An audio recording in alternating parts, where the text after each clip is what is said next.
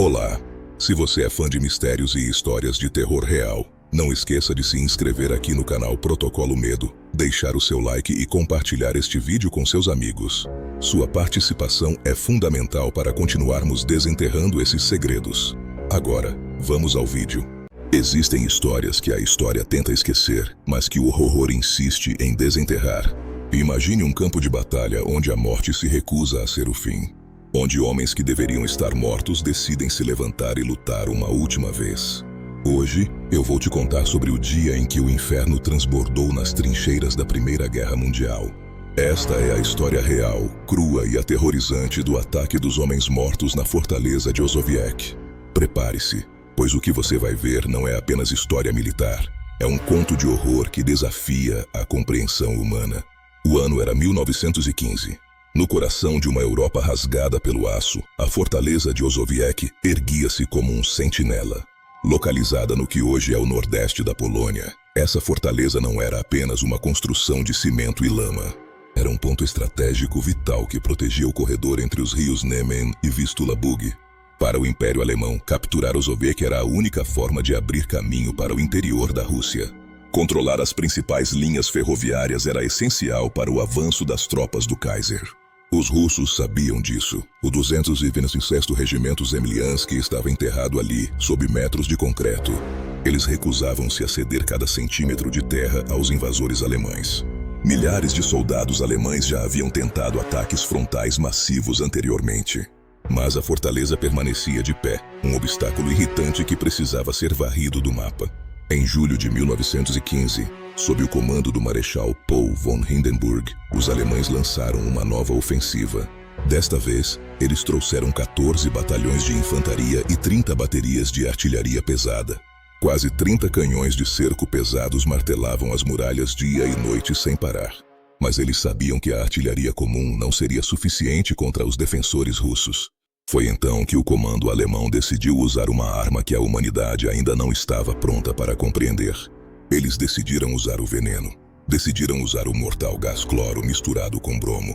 Na madrugada de 6 de agosto, após 10 dias esperando o vento mudar, a oportunidade surgiu. 30 baterias de gás foram abertas simultaneamente ao longo de todas as linhas russas. A estratégia era simples e cruel. Se não podiam explodir a fortaleza, iriam sufocá-la. Às 4 da manhã, uma névoa verde e amarela começou a rastejar silenciosamente sobre o campo. O gás cobriu uma área de 8 quilômetros de largura e 20 de profundidade em pouco tempo. O efeito foi imediato e devastador para tudo o que cruzava o caminho daquela nuvem. O gás cloro, em contato com a umidade, transforma-se instantaneamente em ácido clorídrico. A grama ficou preta instantaneamente. As folhas das árvores amarelaram e caíram em segundos. Até o cobre das munições russas foi oxidado, ganhando uma pátina verde macabra. Os pássaros caíram mortos do céu e os cavalos desabaram em agonia profunda. O silêncio da morte desceu sobre Osowiec, interrompido apenas pelo som do veneno. Dentro das trincheiras russas, o cenário era o próprio inferno manifestado na terra. Os defensores não tinham máscaras modernas, apenas panos molhados com água ou urina. O ácido começou a queimar os olhos e a pele de forma insuportável para os soldados. Mas o verdadeiro horror acontecia nos pulmões, que eram dissolvidos de dentro para fora. Os soldados tossiam violentamente, expelindo sangue e pedaços de seus próprios pulmões. As companhias 9, 10 e 11 foram quase completamente aniquiladas em questão de minutos. Dos 800 homens, apenas 100 ainda respiravam, todos à beira de um colapso fatal. Os alemães sorriram de longe. Para eles, a resistência russa tinha sido finalmente silenciada. Os 7.000 soldados alemães começaram a marchar em direção à fortaleza com as baionetas fixadas. Eles caminhavam tranquilamente, esperando encontrar apenas cadáveres inchados e silêncio absoluto. Eles acreditavam que iriam apenas ocupar uma tumba de concreto e lama.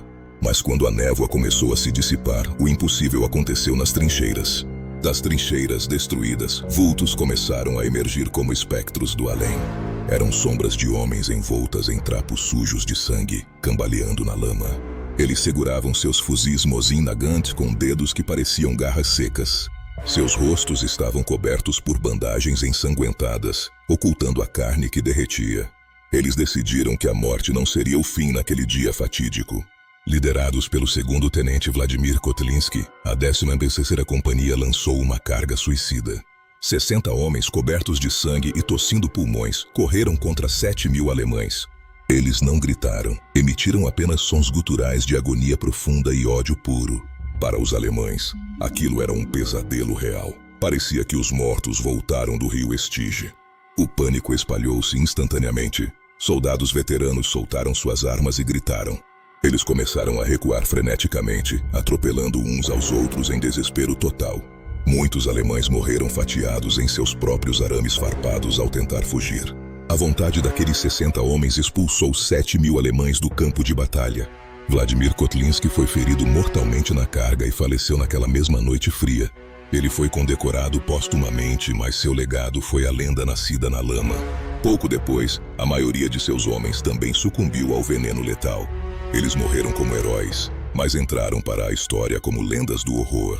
Apesar do ato heróico, a fortaleza estava ameaçada. Os russos prepararam o recuo final. Em 18 de agosto, os russos demoliram a fortaleza e bateram em retirada estratégica. Os alemães encontraram apenas escombros e o cheiro persistente do veneno químico. O ataque dos homens mortos é um lembrete sombrio de que a guerra transforma homens, mas também revela uma coragem que beira o sobrenatural em momentos de horror. Atualmente, esse evento é um símbolo de sacrifício e resistência absoluta na história. Ele serve como um aviso sobre os horrores da guerra química e os limites da alma. Até hoje dizem que o solo de Osowiec guarda o segredo daquela coragem macabra. Se você sentiu o arrepio dessa história real, inscreva-se no Protocolo Medo. Eu sou o seu narrador. Até a próxima, se as sombras permitirem. Dormir bem.